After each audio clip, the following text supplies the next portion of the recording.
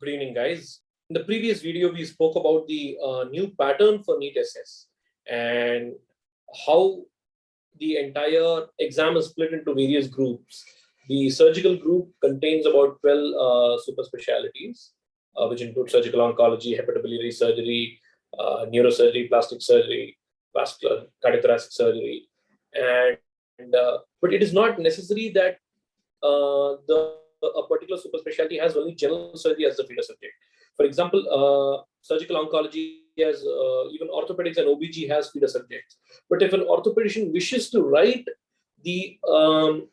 surgical oncology MCH exam in an examination, he has to write 150 marks of general surgery. So this is basically the new pattern.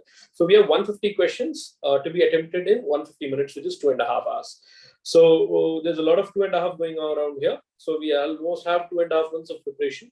So how to go about preparing for NEET SS Surgery 2021? It is going to be a challenge. It is going to be a challenge because you have spent the entire year, especially with COVID, the exam has been postponed. You would have been preparing for GI surgery. You would have been reading from Campbell, from Shackelford, Blumgard, or if you've been preparing for urology, you would have tried to mug up Campbell in detail, and that is all not going to be of much use at this point of time. It's going to be of really good use when you get into your MCH. But I don't know how much of a consolation that is. But right now, you'll have to get back to your basics. The exam is going to be at MS General Surgery exit exam. So what do I need to read for NEET SS Surgery? Do I read Bailey? Do I read Schwartz? Do I read Sabiston? Your core preparation. So this is the new pattern. This is a slide. So all the 150 questions are going to be from the curriculum of postgraduate exit level examinations. So this is the 12 feeder specialty, 12 super specialties in the surgical group.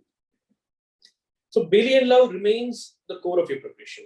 Make sure you devote at least 4 to 8 hours for active preparation.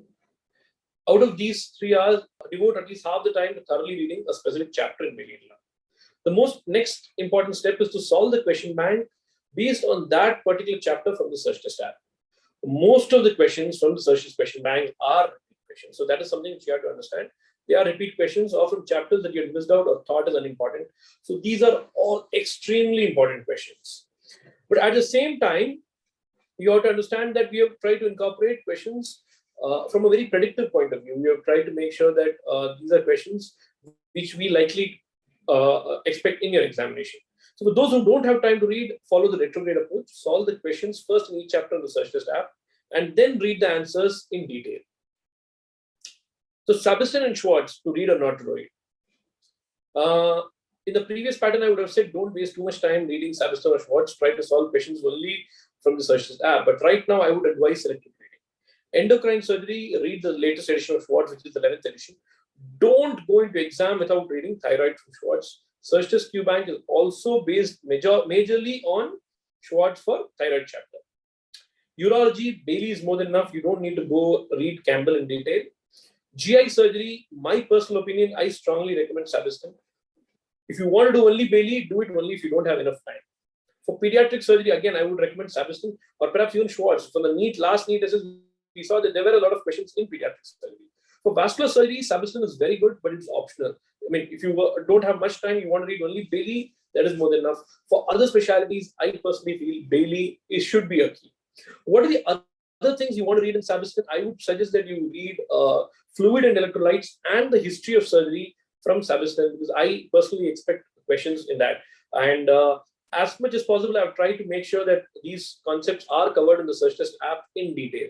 So we had spoken about fluid expanders, volume expanders, newer electrolytes, newer fluids, and all that sort of stuff. So all these questions are available on the Surgtest app.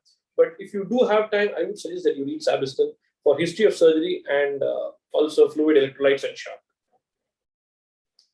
So the Surgtest app should play a major role in your preparation. So right now we have more than 2,300 questions, and over the next few weeks, over the next 2 weeks, we are planning to add a lot more stuff. We are adding image-based questions, and we are adding more questions from Sabiston, which have already been updated on the app. So almost all the chapters in Bailey and Love are covered on the Surgtest app in detail. So we have analyzed paragraph by paragraph. We have tried to imagine what are the questions which could come. And I think that should be your mainstay of preparation. Last year NEET SS, 95% of questions, almost 37 to 38 questions, were directly or indirectly based on questions on the Surgtest app. So, and my candidates found it really useful. So I would suggest the same to you guys too. So try to attempt all the topics. There are multiple filters. You can select all the chapters, or multiple chapters at a time, or just one chapter at a time. So make sure you use all these features. So there are two modes: the practice mode and the test mode. The practice mode, once you click the question, the answer just appears right away. And in the test mode, the answer appears at the end after you attempt all the questions. Get your filters right. So we have multiple filters. So you can use questions for all the questions you have attempted, all the questions you've got right, all the questions you have answered wrong. You can also bookmark your questions, and also a filter just to see questions from the latest edition of semester. So I think that should play a major role in your preparation. So want more marks? Try to get intense with videos. So we have around 50 to 60 hours of intense lectures on general surgery. All these lectures were led by a professor of surgery from KEM, Dr. Jignesh Gandhi, who is considered one of the best teachers in this field. And we have multiple professors teaching various specialty topics. So we have lectures in urology, GI surgery, trauma, basics in general surgery has a whole lot of lectures. Then we have lectures in transplantation, breast endocrine, vascular, the whole gamut. And what's more, we have lectures on biostatistics and COVID and surgery. So these are expected to be core topics in your preparation. So I would advise you not to miss out on these. How to maximize the videos? See videos at 1.5x speed. Read the slides at least twice. Solve MCQs. So people ask me how many MCQs you should be solving. I would suggest that you solve all the MCQs at least twice or thrice before you enter into your examination, because MCQs strengthen your concepts and they help you analyze your strength and weakness. So ideal targets is 4 hours of intense study at least, 150 MCQ a day. You should be solving MCQs almost every living minute. So you should solve them in your ward, you should change them in your changing room, you should solve them in your OT, and even when you're tired, if you're really bored, whenever you feel like flicking through YouTube or glancing or seeing Facebook Reels or Instagram Reels, make sure you solve questions. 1 to 2 hours of videos a day in September. Try to finish all your videos in September. Don't leave them till October end. And then make sure you see the slides of these videos. General surgery videos are your new Netflix, and that is all you should be doing in your free time. Discuss before you sleep. If you have a doubt, make note of those questions, put them on the group. Your colleagues will be answering, or we will be answering, and also take time to attempt mock tests. So the previous mock tests are based on the previous pattern. There are 40 questions each, and each of them has a leaderboard.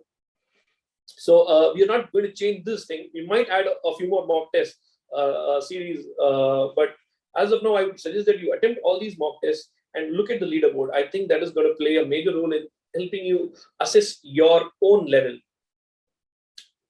Ultimately, don't panic. It's just an exam. You all will do well. This new pattern, I personally feel, is favorable to most of you guys because it gives you a huge amount of leverage with the specialty you're going to take. You might be taking GI surgery, onco. So whatever specialty you take, it gives you a wider option. And Surgtest stands with you anytime. So you can contact the helpline number, and if you feel that you doubt, you don't know how to prepare, if you feel you're down, you can contact me anytime. My phone number is over there. It's 9941275775. And thank you so much, guys. This is just a brief video. So if you have any doubts, you can put them out on the various Surgtest groups you guys are a part of, or you can just mail us at info@surgtest.com. The videos, the contact number and the mail ID will be in the video description. So you can contact us anytime. We are ready to help you. Thank you so much, guys.